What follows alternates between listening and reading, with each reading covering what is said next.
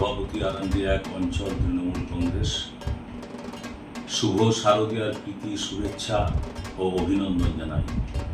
যদিও এই Arambagh sub division সহ গোটা পশ্চিমবঙ্গের বিস্তীর্ণ এলাকা এই ভয়ঙ্কর বন্যার কবলে পড়েছিল, বহু মানুষ প্রাণ হারিয়েছে, বহু হাজার হাজার একর ফসল নষ্ট হয়েছে এবং বহু মানুষ গৃহহীন। এখনও এক মুঠো অন্নের জন্য মানুষ হা পিত্তেশ করছে। আমাদের দল তৃণমূল কংগ্রেস, সরকার এবং অনেক সংস্থা এই বিপন্ন মানুষদের পাশে দাঁড়িয়েছে। সকলকে ধন্যবাদ জানাই।